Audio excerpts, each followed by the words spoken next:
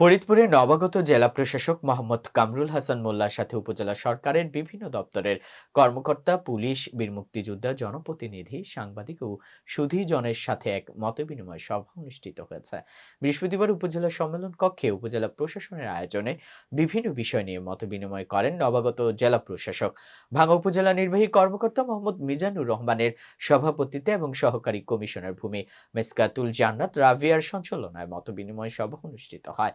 জেলা প্রশাসক তার বক্তব্যের মধ্যে ভূমিদস্যু জবরদখল, সড়কের নৈরাজ্য, ট্রাফিক ব্যবস্থা, আইন শৃঙ্খলা, কৃষি উপকরণ, প্রণোদনা, সার, বীজ সমস্যা সহ কৃষকদের সমস্যা লাঘবে কাজ করতে সংশ্লিষ্টদের নির্দেশ দেন। পরে জেলা প্রশাসক ভাঙ্গা ভূমি অফিস সহ বেশ কয়েকটি সরকারি দপ্তর ও উন্নয়নমুখী প্রজেক্ট পরিদর্শন করেন।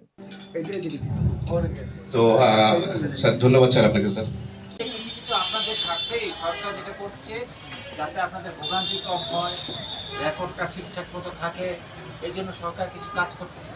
সেই কাজগুলোর মধ্যে মনে করে যে আমাদের হচ্ছে কারিগরি দিক থেকে উন্নয়ন করা। যেমন আগে নামজারি কী করতে হতো, প্রস্তাব আসতো, হাতে হাতে হতো, এখন কি অনলাইনে হয় না সব, এরকম সব কাজ আস্তে আস্তে অনলাইনে হবে।